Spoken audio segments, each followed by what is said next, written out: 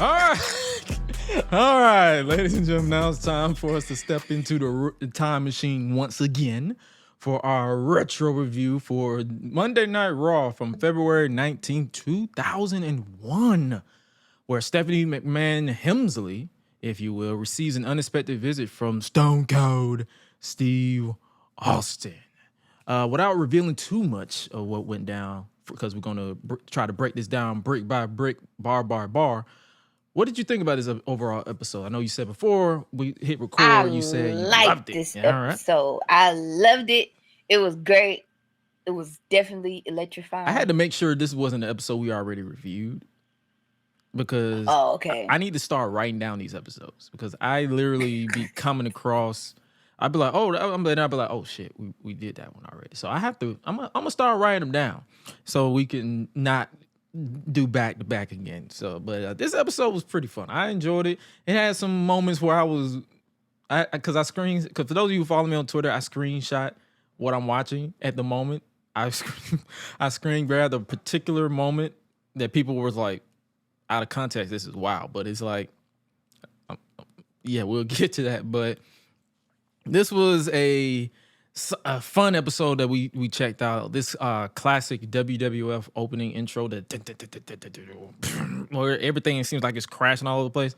It always gives you the vibes that shit's about to hit the fan right out the gate.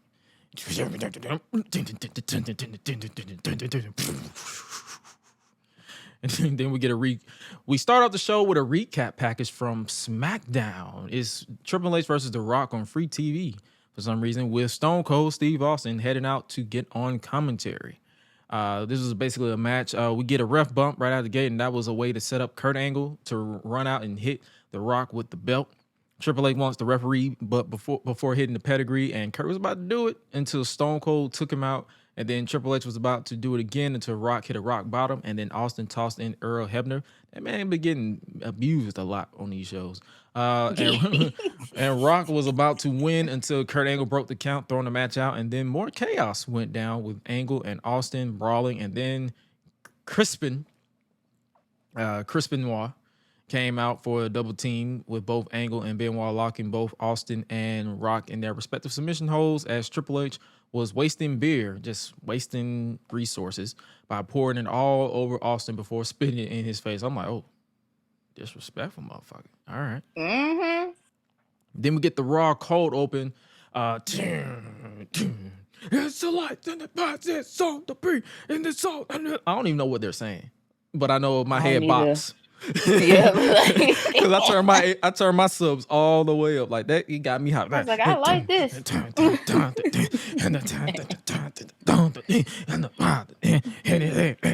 was in there.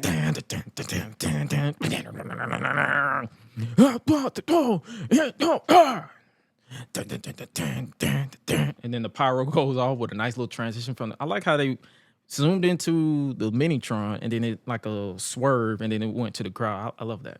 And then we had crowd signs everywhere. Mm-hmm. Every time I used to watch these old episodes, I'd be like, why don't we have signs like that anymore? But then when I went to an actual wrestling show and I saw someone had a big ass sign in the seat in front of me, we was level up, but it wasn't. But I could see regardless that he held it up, but he was like in front of me and the sign just covered my whole face. So unless I stood up, so I was just like, you know what? Fuck that. Y'all can keep the signs away. I mean, if you do bring a sign, be considerate by the people behind you. But this shot, the shot that we saw with the panning into the crowd, it was signs everywhere. We're live from St. Louis, Missouri for Raw is War. This is the go home to No Way Out 2001 with Jim Ross and Jerry the King Lawler on commentary, with them announcing the main event, a tag team match, Stone Cold and The Rock versus Kurt Angle and Crispin. And then they announced Triple H and Stephanie versus William Regal and Trish Stratus in an intergender tag. I'm like, oh, we getting crazy right out the gate. All right. And speaking of getting crazy out the gate, we get keep rolling. We get rolling with The Undertaker coming out for a triple threat match with his brother Kane, air quotes, barred from ringside, along with the tag team partners of his opponents. So this was basically a setup for the triple threat tag for the tag team titles at No Way Out. Out next is Devon Dudley, decked out in camouflage and shades. Got a recap of the brawl between the three teams on the previous Raw. The final man out is Christian, accompanied by Edge. Even though he was barred from ringside, JR was confused to join commentary. Edge said on commentary that it's three sets of brothers competing for the tag team titles, and I smell cap because none of these men are related. No. I've been lied to. They not. I've been lied They to. I've been not. hoodwinked. I've been swingled. I've been bamboozled, and I've been led astray. None of these brothers are related. None of them.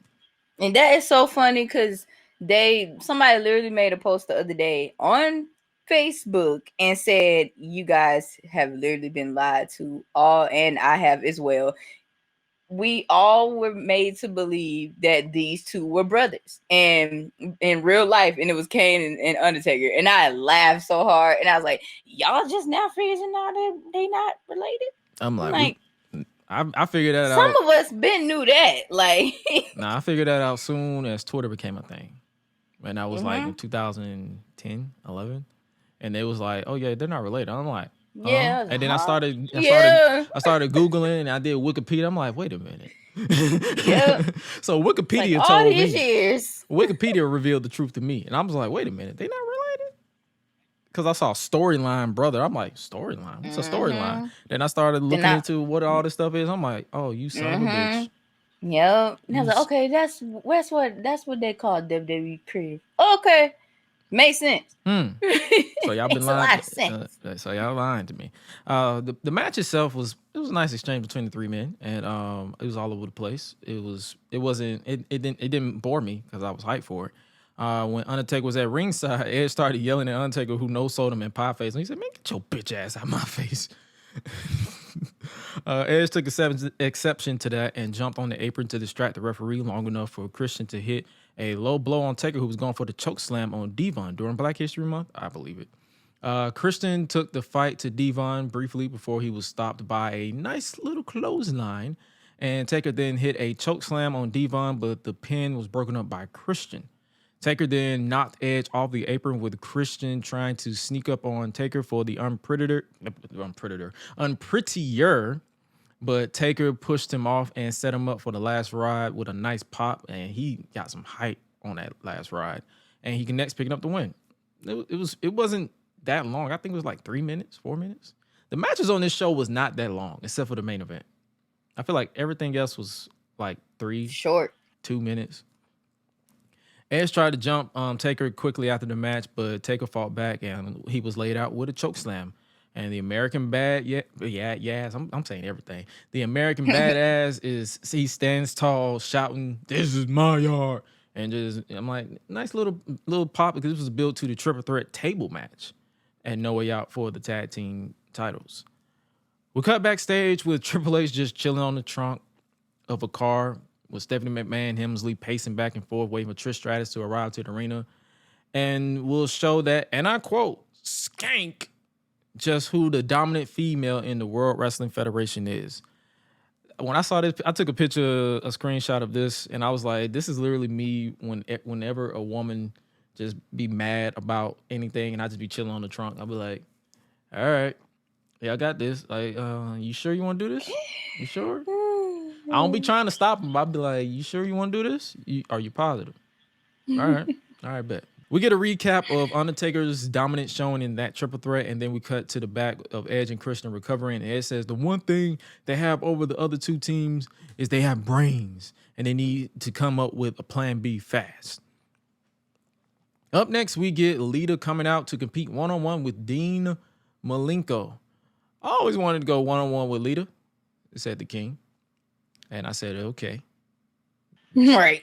I was like, all right, Jerry. All right. The one thing that brought these two together, air quotes, is Dean Malenko's lust for Lita. And we get a recap of Malenko and Lita's recent history, with Malenko licking his lips at Lita in a bikini at WWF New York, their date on SmackDown in 2000, which led to Lita in white lingerie at Malenko's hotel room, which led to the Hardys assaulting him with a flower vase and then tipping the bed over, and then Malenko just dominated her whenever they faced off at Armageddon, No matter where they just faced, he just dominated, forcing kisses on her, which Lita responded to in kind, a slap to the face.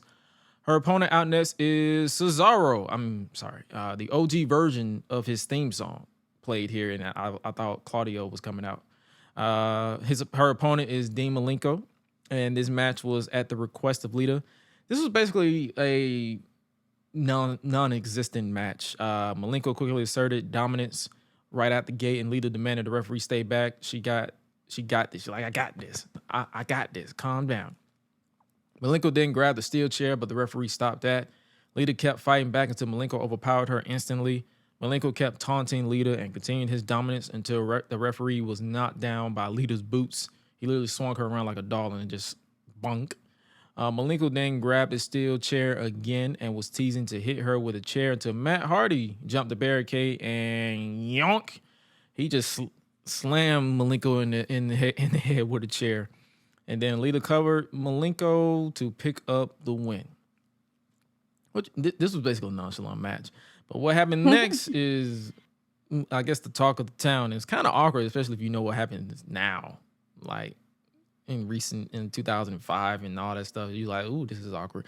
Lita is happy and they hug, and then Matt kisses her, which shocks Lita, and then Matt instantly apologizes and begins to walk away until Lita catches up with him, yanks him around, and kisses him back, and they kiss. Yeah. Which makes sense because they were dating at the time. I wrote down what King was just on one. She's eating him up. She's swallowing him whole. This is a family program. What are you doing? I'm like, King, that got a chuckle out of me. I'm not gonna lie. That I'm like, yeah. Even though all the stuff that's about to happen, you sure this is a family show? Right. Like.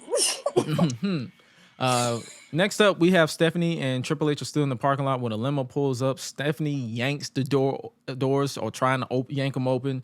When she sees Trish pop out the sun visor, Stephanie just starts climbing and just starts skinning the cat and starts. She went off. She said "spack" and then started boom, boom, boom, boom, boom, boom. She just started slamming her head on there, and then I was like, "Girl." And this is the part where I screenshot where Triple H was holding her back, and I got a screen grab of Triple H smiling at the camera. And Stephanie still trying to fight, and I posted it with no context. So people were like, wait a minute. Triple H, what are you doing? And then some weirdo, or not, I wouldn't say weirdo because I don't know. Someone responded unprovoked that she said she likes it from back there on the Howard Stern show. And I'm like, did I ask? So that's when I just let the tweet alone, because if you watched my sit down with Lovely LeVeaux, we basically said once you post a tweet and it gets out of hand, once it leaves 20 comments, I leave the tweet alone. I don't even respond to them more. So good luck with that. But this was a fun little segment. It got a chuckle out of me because Stephanie, she was on one this entire segment, this entire episode. She was on one. But yeah, Triple H holds her back while laughing and telling her to wait. She's like, wait, hold on. And she's like, let me go. He's like, nah. Wait. We get another recap from Kurt Angle trying to break The Rock's ankle on SmackDown as a way for them to plug the upcoming No Way Out event. That's the main event, WWF champion Kurt Angle versus The Rock at No Way Out. We then get a sit-down interview with the WWF champion who was interviewed by Kevin Kelly. Kevin asks where this hatred of The Rock came from. Kurt says he's jealous of The Rock. And why shouldn't he be? And recaps his odds of training for the Olympics and winning, and then coming to the WWF to get booed, and says it hurts me. Kevin reminds him that The Rock is a people's champion, and Kurt flips the tables and asks Kevin Kelly, how's the people's champion treating him? Has your son asked you what a hermaphrodite is? He had that defeated look, like he couldn't say nothing. He's like, yeah. Do we even want to explain to people who don't know what a hermaphrodite is? Should we leave that alone? Yeah, we're gonna leave that alone. Did your wife think it was exceptionally sexy for making you conduct an interview with your finger up your nose? You talk about lack of respect. Everyone thinks WrestleMania is set in stone. The fans, The Rock, even this company. After The Rock beats me in Stone Cold versus The Rock at WrestleMania, the biggest WrestleMania of all time. Well, I've made a lifetime of proving people wrong. I will beat The Rock this Sunday at No Way Out. I will prove without a shadow of a doubt that I am more athletic, more talented, and more deserving of the people's adoration. And after I defeat The Rock 1, 2, 3 in Las Vegas, I will finally win the people over. It's going to be beautiful. The people will give me a standing ovation and my dream of finally earning their respect. They'll have no choice. Throughout my life, my dreams have a habit of becoming a reality. And Rock, my days of being on top are not numbered. Yours are. And that, Kevin, that America is true. I enjoyed this promo. I don't know why. Like Kurt, I'm so used to Perk Angle where he like, yeah, all the time. I forgot all about how curly top Kurt Angle was. He was more laid back in this one. Okay. Yeah, so I was like, wait a minute. This sounds good. There we go. All right. I enjoyed this one. It was a nice little build to it. We all know he lost, but it was a nice little build to it. So, dang, he kind of hyped himself up, but not too much. Not too much. Like, in not a way, not too he much. He go overboard, but he did kind of segue himself, in there. We then cut backstage to the cat knocking on APA's door. And she said, the way she said this so nonchalantly, I had to pause it. But I wrote it down because I had to put the closed caption on. I had to rewind it to make sure I wasn't. You said you started laughing. I had to rewind. Yeah. I had to make sure I didn't hear this right. I had heard this right. How am I supposed to be the leader of right to nudity if the right to censor keeps stopping me from getting nude? The cat. Then she drops her jacket. Farouk forgot it was Black History Month because he started looking at her titties. Guys, come on. Listen to me real carefully. I want to get naked. What? When she said that, it's self-explanatory. I was like, what? And then Bradshaw was horny as hell. We can help. And then Farouk said, I know just the place. And then I'm gonna try to say this in the most countryest way possible. I was looking at naked girls on the internet and I found this place, DejaVu.com. They got a place here in St. Louis, Deja Vu Showgirls. You can take your skin off there if you want to. You gonna have your bare butt shining in the neon lights. We definitely gonna, and I'm like, yo, horny ass motherfucker. Mm-hmm. They don't care.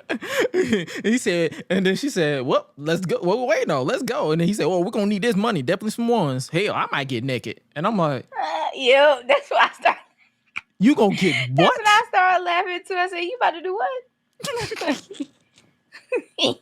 This is not about you. I'm about to get naked too. Like I'm about to just pull this whole thing off. Like I'm about to pull out my Easily Flex repeat shirt. You should got the copy. I'm about to just goddamn, I'm about to get fully naked. Damn. I'm like, all right, Bradshaw. Country ass. I bust out laughing during the entire segment though. I can't lie because I'm like, she came in with a skimpy outfit. Farouk forgot it was Black History Month, started looking at her titties and her stomach and her butt, and then Bradshaw started describing DejaVu.com. Speaking of, is DejaVu.com still a thing? I'm curious. I do my research on this podcast. This might fuck up my entire. It probably is. Let's see. Oh, it's still a thing. It's still a thing. Free hundreds of beautiful girls. Man. Oh, their tagline is so shady, bro. 1,000 of beautiful girls and 3 ugly ones. Dang. That's messed up.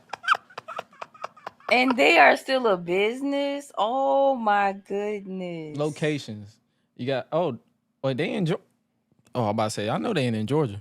Okay, they in Arizona, Louisiana, North Carolina. Oh gosh, Arizona. California, Mexico. I figured California. Oh, they in Michigan? Which part of Michigan? Because I'm gonna be in Detroit. Oh, they in Detroit. Okay. Detroit. Don't say Detroit. DejaVu.com, number one erotic entertainment chain in the world. Dang.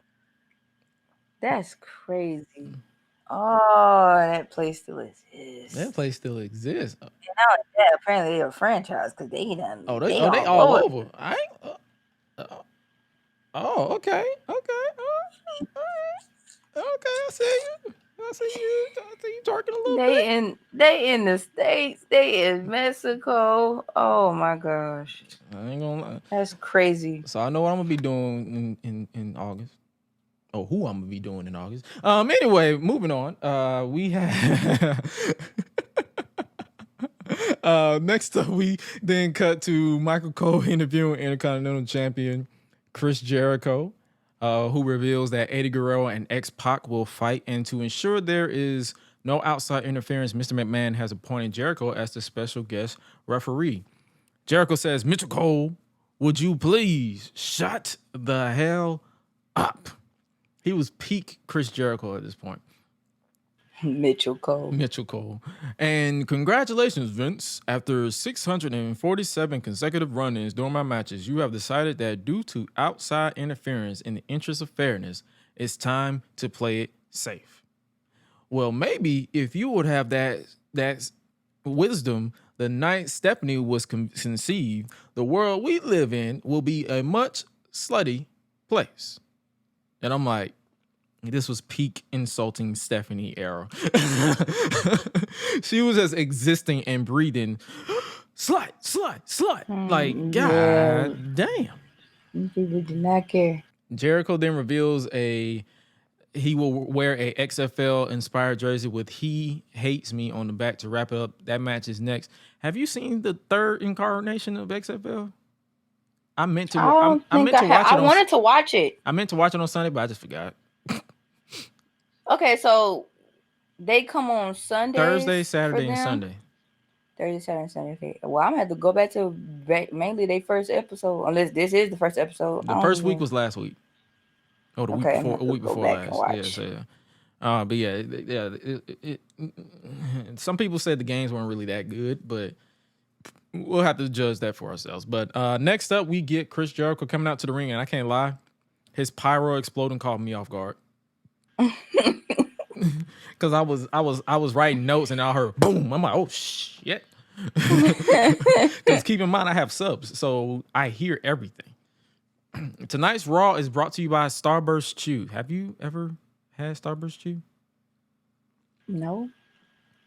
I've had it. I got regular Starburst. I've had it. It's nasty. It's nasty as hell. It was disgusting. No. Yeah. So obviously they're also brought to you by Chef Boyardee and WWF Music Volume 5, featuring Pie by The Rock. Have you ever listened to any of these original songs? No. I ain't gonna lie to you. I don't think I have. You have to be high watt to listen to some of these songs. I'm not gonna listen. I think the only music I probably like was Booker T's song on there, and I think it was somebody else did something, but Pie by The Rock, yeah, you gotta be high. Was it still Can You Dig It Sucker, or was it just the one it was his take on Can You Dig It? Can you dig it? Yeah. Can you dig it? Yeah. Like it was a nice little remix. I think he did it in like 2003, 2004. Until he went back to the Can You Dig It? Sucker. Before he went back to that. Eddie Guerrero comes out with the iciest vibe that you cannot replicate, and no matter what. Like he just had this essence about him. Next up, we get Make Some Noise, X-Pac. And when X-Pac got in Jericho's face, Eddie jumped him, and we're underway for this match. Jericho was playing mind games with Eddie, hitting him with the fast count when he was pinned, but the slow count when Eddie pinned X-Pac. Eddie and Jericho get into it a bit until we get back in control with the match. The match was pretty decent at this point. It wasn't bad, but it was just like I already knew what they was going for. It wasn't to be taken too serious. Both men hate Jericho, and Jericho doesn't hesitate knocking both men around if they don't listen to him. Eddie was sent to the floor, and when Jericho started counting, X-Pac was taunting and slapped Jericho in the back of the head. He just there, yoink. Which sent Jericho off, and he started slugging it out with X-Pac until Justin Credible ran out for some reason. He was first decked by Jericho, so that sneak attack didn't help him. But X-Pac quickly helped, and they were double teaming him until Eddie ran in and evened the odds, and a bit before dispatching of both men until Eddie and Chris started brawling until Jericho regained control. and hit the line. So to wrap this up, as Jericho's music started playing, and I was like, "Wait, is this a no contest?" Because I ain't hear no bell, so I was just like, all right, I guess this is it." Jericho was a marked man because from behind, Crispin Waugh attacked him from behind and hit a DDT on the steel on Jericho, because I believe this was set up a fatal 4-way at the pay-per-view at No Way Out. So a lot of this stuff was just to build to the pay-per-view, to get you to buy the pay-per-view. So it wasn't really, a lot of these matches weren't really to be taken too serious. I was just here for the segments, I ain't gonna lie to you, and the main event. Next up, we get APA and the Cat at Deja Vu. We back on Deja Vu. They see some semi-naked women dancing, and Cat asks if they can dance for us, but Bradshaw said maybe you can dance for them and us. And she had this big ass smile on her face, and those girls were literally dancing like Grand Theft Auto strippers to a T. They were just like, they was just yeah. Man. They was just, that joke is so funny. I'm like, they was literally slow dancing. Like it was just like they had no rhythm. They were just, That joke is so hilarious. We then cut to the parking lot with Edge and Christian to who tell a stagehand about to go tell him about a bike, and he's hesitant, but he does what they say. And Edge says it ends tonight. The Dudleys have had our titles long enough. They started cutting a promo, and I'm like, he's right next to you. Oh, you're hyping. You're talking. Okay, I know the way he cut the promo here. I was like, your partner's right there. What are you yelling for? Edge and Christian call out the Dudleys for a parking lot fight, and the Dudleys gladly accept it. And they walk to the parking lot. They're dead, man. They were just going crazy.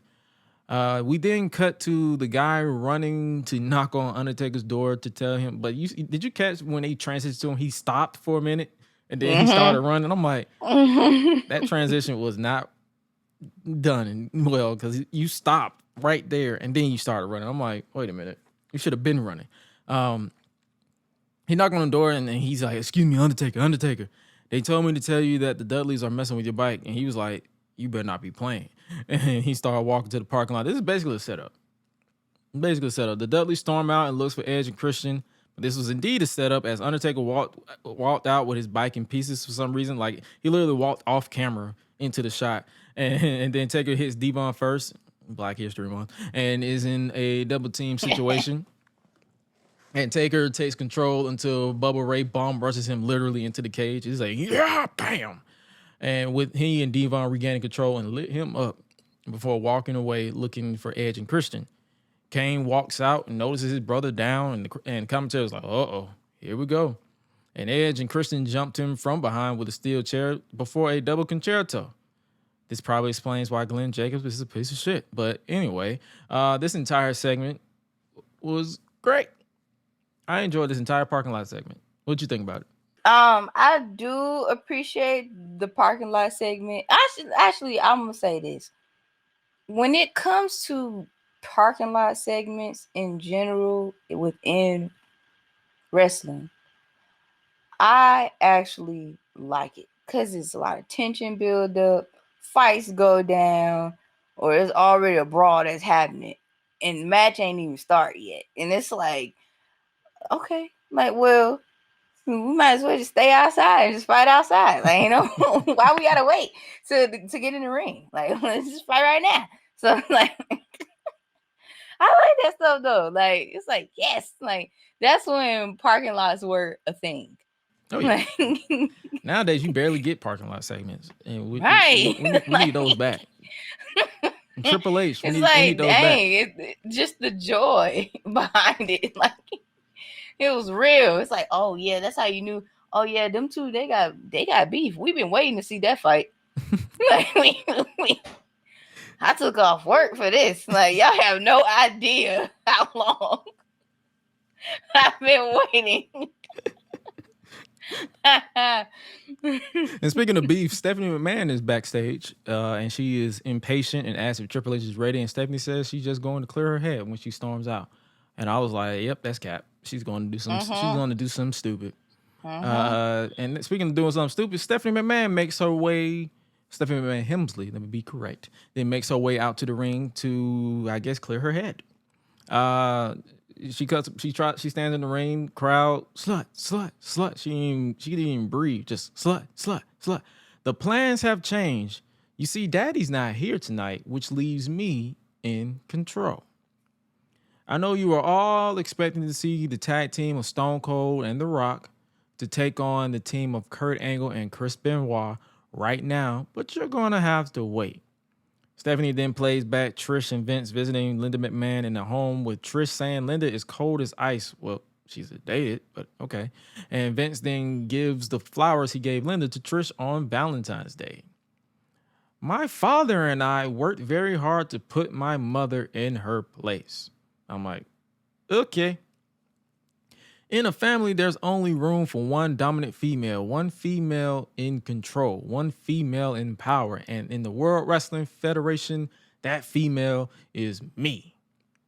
So Dad and I took care of Mom, but now I got another meddlesome bitch to deal with.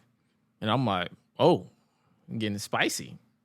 See, Trish, I'm not afraid of you. Quite frankly, I'm not afraid of anybody. Just look what I did to Stone Cold Steve Austin last Monday night. And she showed footage of her slapping Steve Austin after he pushed her out of the way.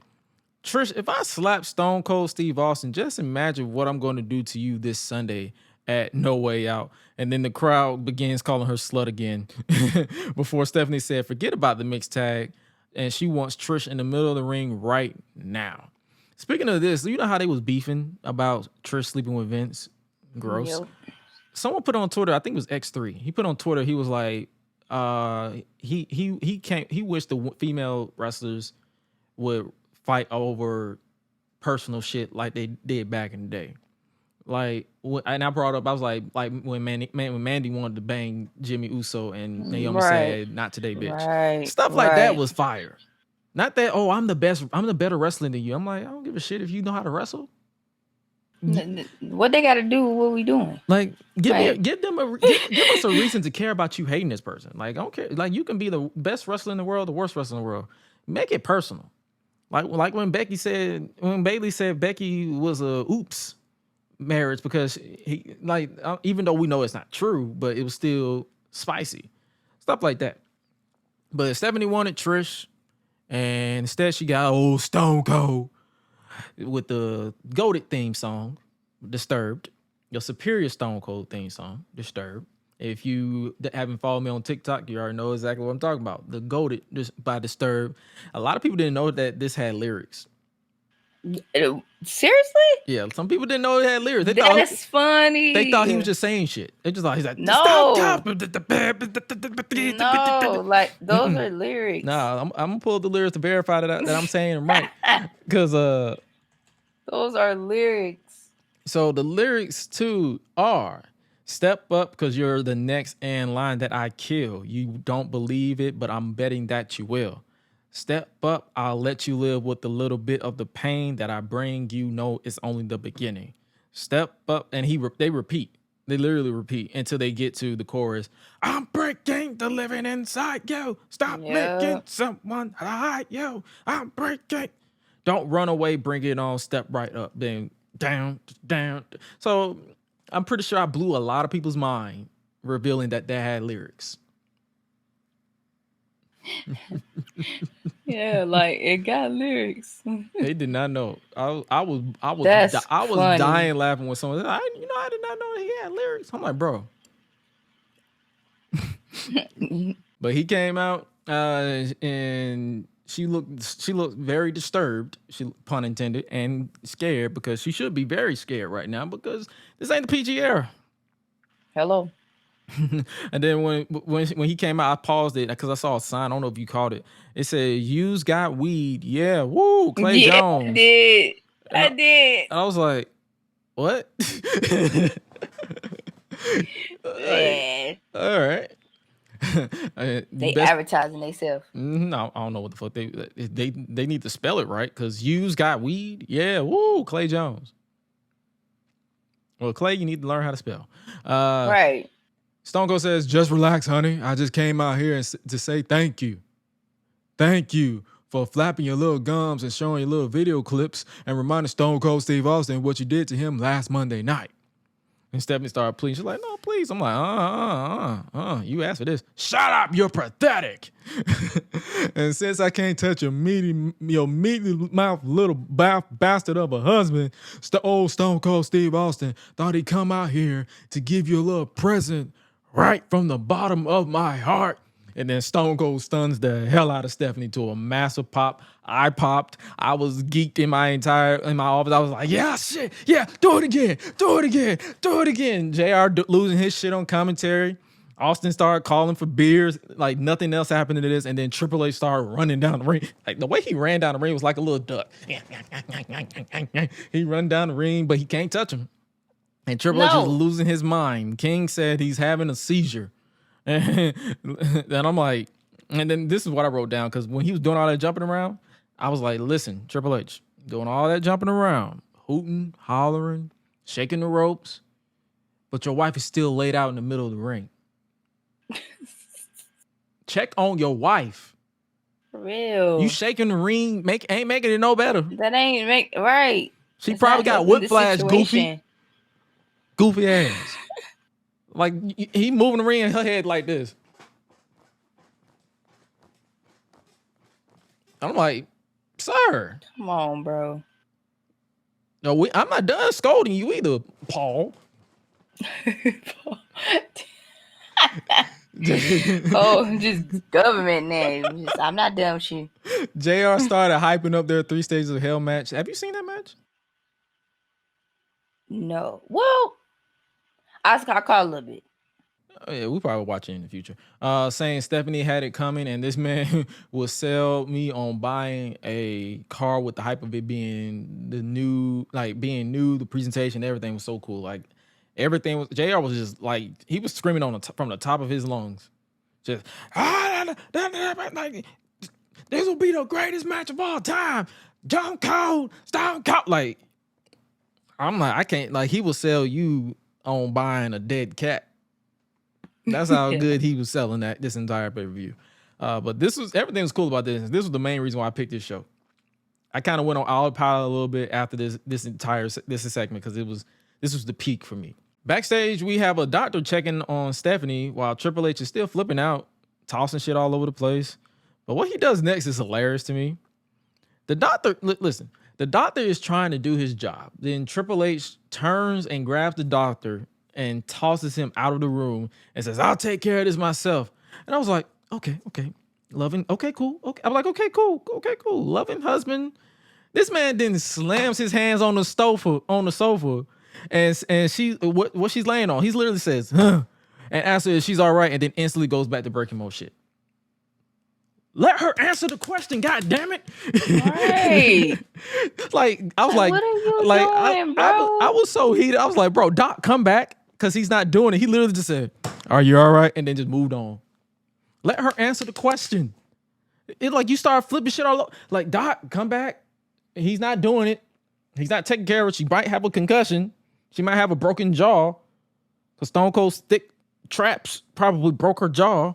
But he's just slamming all over the place. Like, hey, come on, bro. I was laughing. I was like, bro, really?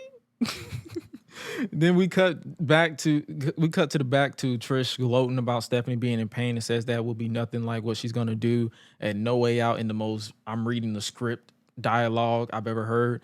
But William Regal says that with that deranged lunatic Stone Cold Steve Austin roaming around, I think it's best we take our leave. Trish doesn't want to, but Regal grabs her arms and says it's best they head back to the hotel. And that's the last we see of them throughout the entire show.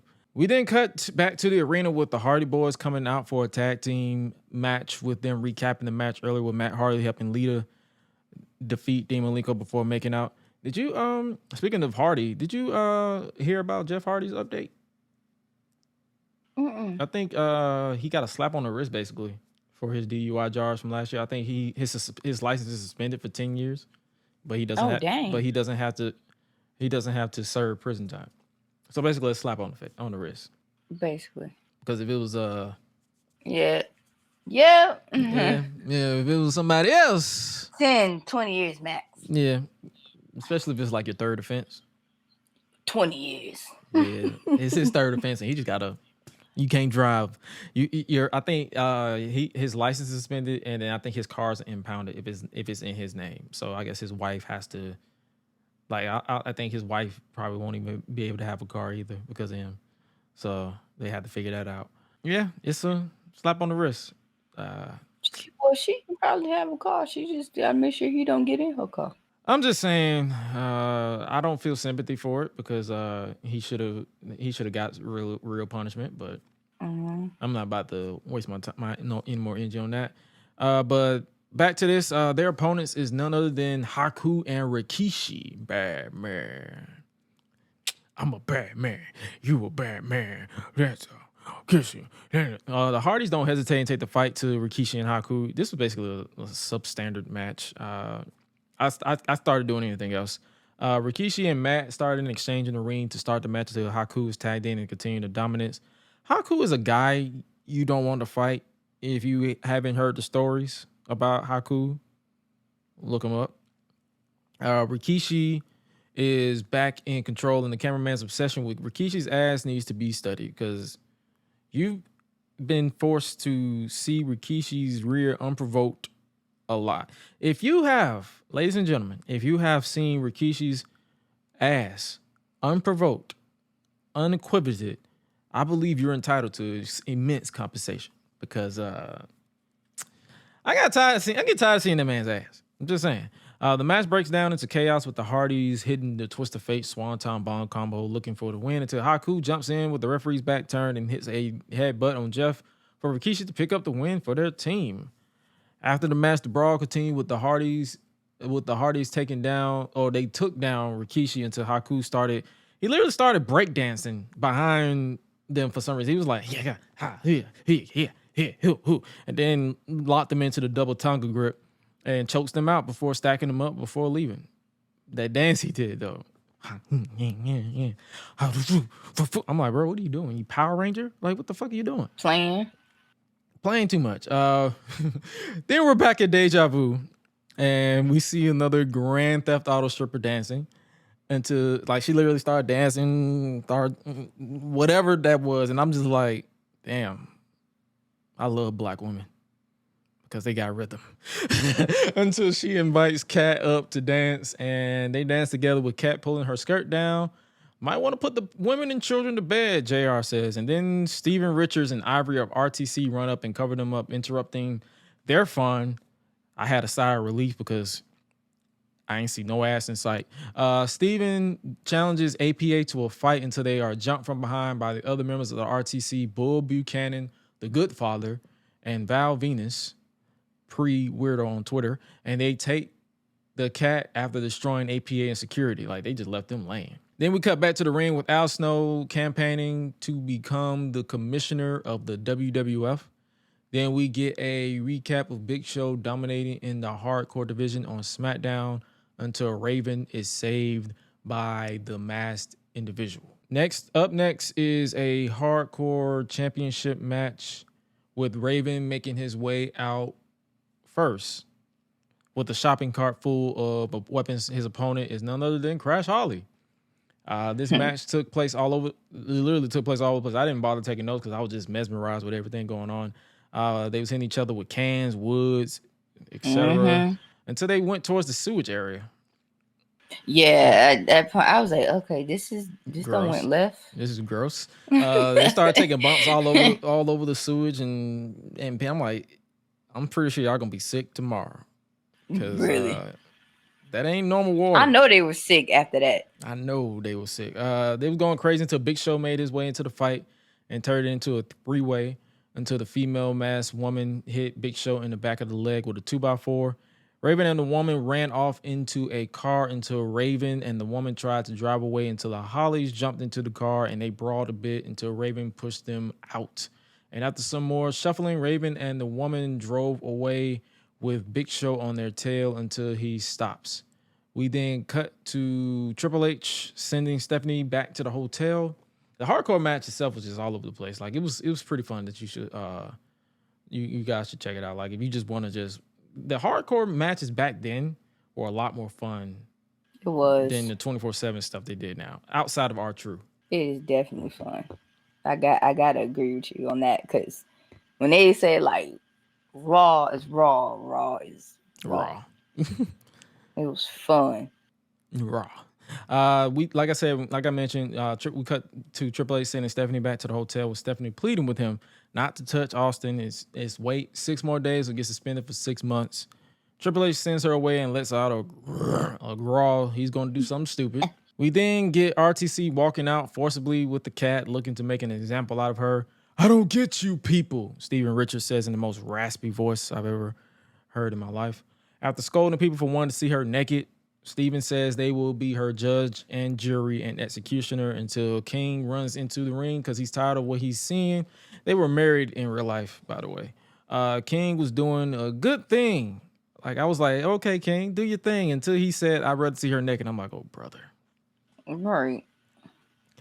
Okay. Okay. I was like, and they make a match for No Way Out where it'll be King versus any member of RTC, where if King wins, then she gets naked at the pay-per-view. But if he loses, then the cat belongs to the RTC, which they accept.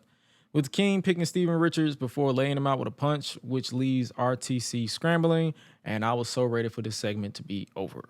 Next up, we'll hear from The Rock soon to address Kurt Angle. But before that, they show WWF New York with Taz showing up and signing copies of WWF The Music Volume 5. I've never been to WWF New York. I wouldn't mind hearing from somebody's experience of going to WWF New York back in the day. Because from what I've heard, some people say it was just bullshit. Until like, unless it was the shows like the show like it was Raw, SmackDown, or pay-per-view, it was pretty much bullshit. They didn't hype up The Rock versus Kurt Angle and No Way Out some more. They show a recap of what Kurt Angle had to say backstage before cutting to a very focused Rock getting interviewed by Frosty Tips Michael Cole. Frosty Tips, Michael. Dang, Frosty Tips. Jeez. Rock says, Kurt Angle, the question of the night is why The Rock is the people's champion. It wasn't The Rock who made The Rock the people's champion. It was the people who made The Rock the people's champion. Rocky. And maybe it's because The Rock doesn't whine and cry about telling people who to cheer for. Maybe it's because The Rock doesn't tell people what to do, or maybe it's because The Rock isn't the whiniest Olympic gold wearing bitch ass walking God's green earth. Rock then mimics Kurt whining and tells him to shut up, punk, before counting down the seconds until No Way Out, and then says he will be walking out of No Way Out as the WWF champion. Around that time, he always paused. He was like, the WWF champion. I'm like, very Rock-esque at this point. And that, my friend, is true. TikTok. See, Karen Cross stealing your gimmick. If you smell what The Rock is cooking. And then it's the final hype for the main event. The Rock is Stone Cold Steve Austin versus Kurt Angle and Crispin. We get back from the commercial break. Triple H walks out to ringside and he is furious, but he's coming down to commentary before recapping what happened to Stephanie with Stone Cold stunning Stephanie, which got another laugh out of me. Now it's time for our main event. Out first is the WWF champion Kurt Angle pre-You Suck chants from the crowd before his tag team partner Benoit.